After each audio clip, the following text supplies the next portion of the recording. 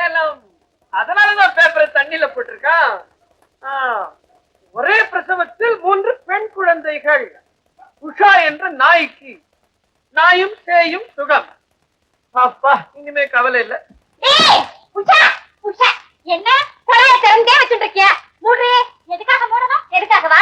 எங்க அண்ணா அவசரமா ஒரு காரியத்துக்கு சமையல் பண்ண போனோம். அது சரி, அவன் இன்னைக்கு கல்யாணத்துக்கு சமைக்க போயிருக்கான். அவனுக்கு தினமும் கருமாதி தானே. நீங்க ரொம்ப பேசுறே. அது ஒண்ணுதான் எனக்கு தெரியும். ஓஹோ, உங்க அண்ணன் கிட்ட போய் சொல்லுங்க. என்ன? டெல்லி எருமை மாதிரி ஊறி குளிக்க இது குட்டை இல்ல, காலனி. என்ன சொன்னேன்? திறமை என்ன சொன்னேன்? இல்ல, டெல்லி எருமை. டெல்லி எருமையா?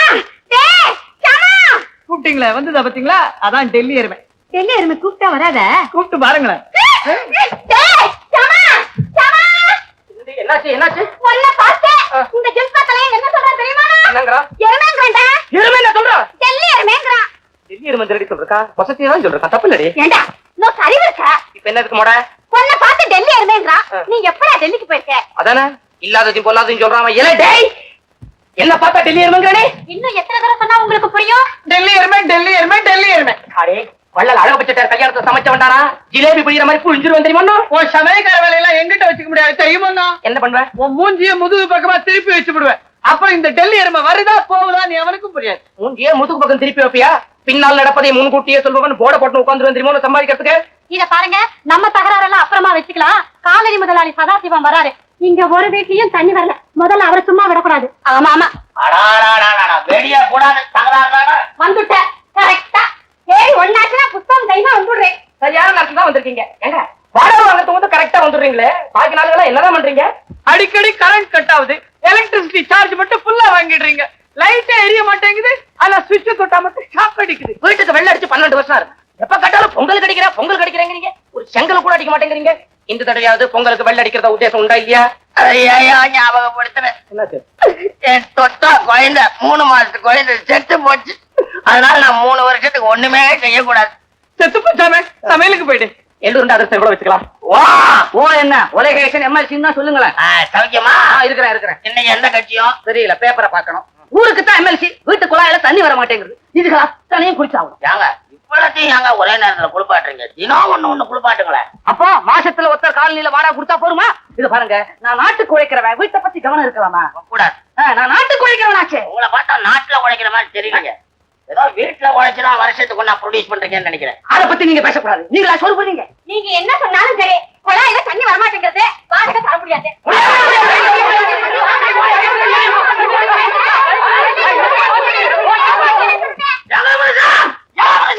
என்ன கலாட்டா? இந்த காம்பவுண்ட்ல நீங்க தான் பெரிய மனுஷன். கொஞ்சம் சொல்லுங்க. ஒரு பையன் வாடகை கொடுத்து கும்மி அடிக்கிறாங்க. என்ன தகராறு? ஏன் வாடகை கொடுக்க மாட்டேங்கிறீங்க? எப்படிங்க வாடகை கொடுக்கறது? குளிக்க தண்ணியே வரதில்ல. செவரெல்லாம் கார பேந்து போய் ஒரே விரிசல். டி உஷா, நோக்கு ஒண்ணும் தெரியாது. நீ என்ன போ, நான் சொல்றேன். இது பாருங்க, அன்னைக்கு அரசியல்வாதி சாரும் அவர் ஆத்துக்காரியும் அந்யோன்யமா உட்கார்ந்து பேசிட்டு இருக்கா. நான் அந்த பக்கமா போய் நின்னுட்டு இருக்கேன். கார பேந்த விரிசல் வழியா அத்தனையும் அவன் காதுல விழுந்துட்டே இருக்கு. கேட்க கன்றாவியா இருக்கு. என்ன பண்ண சொல்றேன்? அடி அண்ணா, மத்தது எங்க அண்ணன் சொல்லுவான், கேளுங்க. ஏண்டி இப்ப முக்கியமா உனக்கு? ஒண்ணு சார், வீட்டுக்கு வெள்ள அடிச்சு 12 வருஷம் ஆகுதுங்கிறேன். சாதாரணமா தான் கேக்குறேன். அதுக்கு பிழிய அழ ஆரம்பிச்சுட்டு சொத்தா கெட்ட வார்த்தை சொல்றான். நீ என்னப்பா சார், பக்கத்து வீட்டுல டெல்லி எருமையை கொண்டு வந்து கட்டி வச்சிருக்கான் சார். அதை துரத்திட்டு வேற யாராவது மனுஷனை கொண்டு வந்து வைக்க சொல்லுங்க. குழாயை திறந்தா தண்ணி வர மாட்டேங்கிறது. வெறும் காத்துதான் வருது. இந்த குழாயை உடனடியாக ரிப்பேர் செய்யல ஒரு உலகம் அதிரும் மாபெரும் போராட்டம் நடைபெறும். குழாய் விஷயத்தை நான் கவனிக்க சொல்றேன். இந்த மாசத்துக்கு வாடகை நீங்க எல்லாம் கொடுத்து போராட்டம் வெற்றி.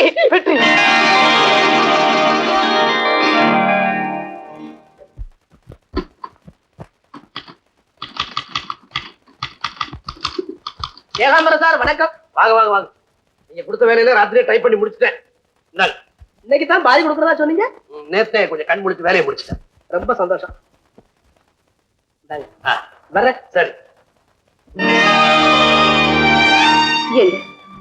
ராத்திரி ரொம்ப நேரம் தூங்காம டைப் அடிச்சுட்டு கொஞ்சம் ஓய்வு எடுக்க கூடாதா? ஓய்வா சிவகாமி? ஓய்வெல்லாம் வசதியா இருக்கிற மேட்டுக்குடிக்காரங்களுக்கு தான். நாம ஓய்வு எடுத்து அதுக்கு பேர் சோம்பல். மாசம் முடிய போகுது. மளிகை கடை, வீட்டு வாடகை, இப்படி எத்தனையோ பாக்கி. இதுக்கு நடுவுல நம்ம 2 பேரும் திருப்பதிக்கு வர்றதா வேற நீ பிரார்த்தனை பண்ணிட்டு இருக்க. அதுக்கு தான் நேரம் வாய்க்கல. சிவகாமி, திருப்பதிக்கு போகணும்னு நினைச்சா கையில காசு இருக்கிற பணக்காரன் உடனே போயிட்டு வந்துடுறான். காசு இல்லாத ஏழையோ 4 இடத்துல கையேந்தி காசு வாங்கி போயிட்டு வந்துடுறான். ஆனா கையில காசு இல்லாம கையேந்த மனசு இல்லாம கஷ்டப்படுறது நம்ம போல இருக்கிற நடுத்தர வர்க்கத்தினர் தான். இந்த மிடில் கிளாஸ் இருக்கே, இந்த மாதிரி நிறைவேறாத எத்தனையோ ஆசைகளை நெஞ்சில சுமந்துட்டு நாளைக்கு நம்பிக்கையில தான் வாழ்ந்துட்டு இருக்கு. அந்த நாள் என்னைக்கு வருமோ, நாம எப்போ போறோமோ. அப்பா கவலைப்படாதீங்க, இன்னைக்கு ஒரு இன்டர்வியூக்கு போறேன், நிச்சயம் எனக்கு வேலை கிடைக்கும். சம்பளம் வாங்கின உடனே உங்களை திருப்பதிக்கு அனுப்பி வைக்கிறேன். பார்க்கலாம்.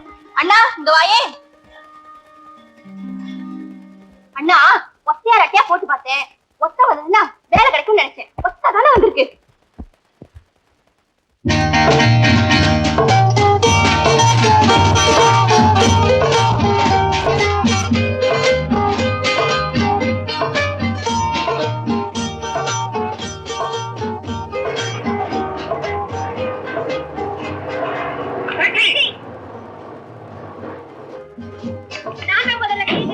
முதல்ல கை தட்டு. நான் ரொம்ப அவசரமா போகணும். சார், நீங்க எங்க போகணும்? மவுண்ட் ரோட் போகணும். நானும் தான் மவுண்ட் ரோட் போகணும். ரெண்டு பேரும் ஒரே இடம் தானே, ஆட்சேபணம் இல்லைன்னா சேர்ந்தே போகலாம்.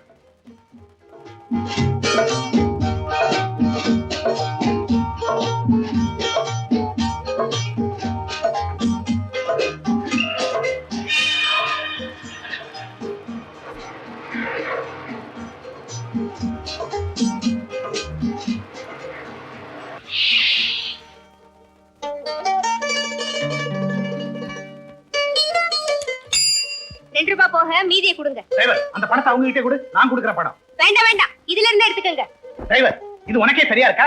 ஒரு ஆம்பளைக்கு ஒரு பொம்பளை பணம் கொடுத்தா அதை விட மானக்கேடு வேற ஏதாவது இருக்கா? இந்த அவமானத்துக்கு நான் ஒரு நாள் ஒத்துக்க மாட்டேன். நான் தான் பணம் கொடுப்பேன். சார், பொண்ணு ஆணுக்கு பணம் கொடுக்கறது அவமானமா படுதுன்னா ஆணு பொண்ணுக்கு பணம் கொடுக்கறது சந்தேகமா படாதா? நீங்க கொடுத்த அவமானம், அவர் கொடுத்த சந்தேகம். அப்ப ஒண்ணு பண்ணுங்க, ரெண்டு பேருமே கொடுத்துருங்க. அது முட்டாள்தனம். அப்ப நான் என்ன பண்றது? சார் கொடுக்கறதே வாங்கிக்கங்க. இந்தாங்க, அத கொடுங்க. சார், உங்க தன்மான உணர்ச்சியை ரொம்ப பாராட்டு. உங்களுக்கு ரொம்ப சுப்பீரியாரிட்டி காம்ப்ளெக்ஸ். ஆமா, நீங்க சொல்றது வாஸ்தவம் தான். நான் வரேன். மிஸ்டர் மோகன், உங்க அப்ளிகேஷனை பார்த்தேன். இது ஒரு சின்ன கம்பெனி.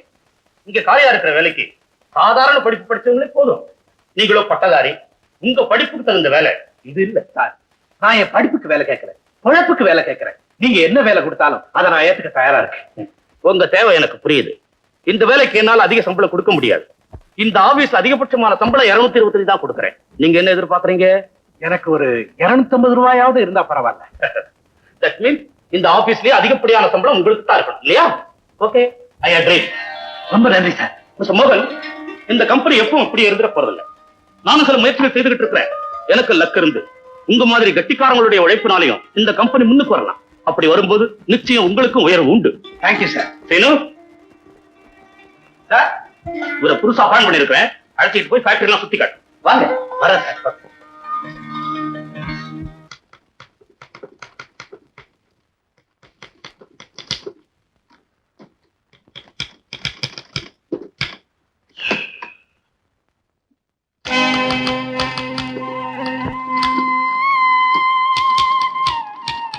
வேர்த்து கொட்டுது. இந்த ரூம்ல ஒரு ஃபேனு கூட வழி இல்லை.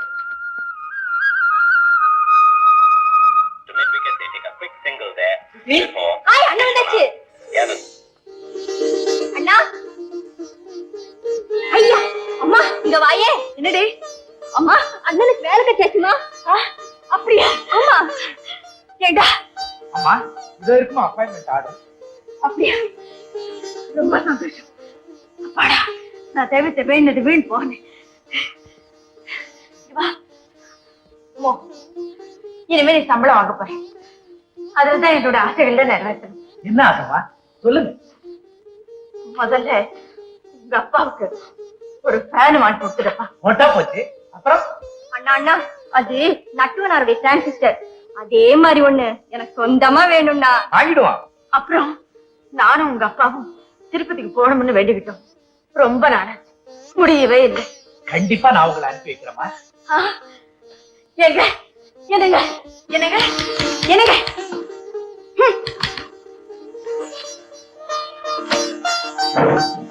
என்னது என்னது? இனிமே நீ டைப் அடிக்க வேண்டாம். ஏ, நம்ம மோகனுக்கு வேலை கிடைச்சிருச்சு. மாசம் சம்பளம் வாங்க போறேன். நம்ம ஆசாபாசம் எல்லாம் நிறைவேற போகுது. இனிமே நீங்க மாடா உழைச்சு ஓடா செய்ய வேண்டாம். நல்ல ஓய்வு எடுத்துக்கோங்க. அப்படியா? டேய் மோகன், என்னப்பா? என்ன ஏதோ மாசம் வாங்க போறியாம சம்பளம் எவ்வளவு? 250 ரூபாய். கேட்டியா? இந்த 250 ரூபாய் நம்ம குடும்ப செலவு போதுமா? இதுல உனக்கு ஆசா பாசங்கள் வேறையா? சிவகாமி, ஒண்ணு முதல்ல போட்டு உழைக்கணும், இல்ல உடலை போட்டு உழைக்கணும். ரெண்டுமே இல்லாம மேஜ நாற்காலி வேலை பார்க்கிற நம்ம போல மத்தியதர வர்க்கத்துக்கு என்னைக்குமே முன்னேற்றமும் கிடையாது, ஓய்வும் கிடையாது. Because we belong to the middle class. அப்பா, என் வேலையில நான் உண்மையா உழைச்சா எனக்கு ப்ரமோஷன் கிடைக்கும்னு சொல்லியிருக்காங்க. அப்ப நீங்க எதிர்பார்க்கிற சம்பளம் கிடைக்கத்தான் போகுது. அப்படி கிடைக்கும் போது சொல்லு, அப்ப நான் டைப் படிக்கிறத நிறுத்துறேன்.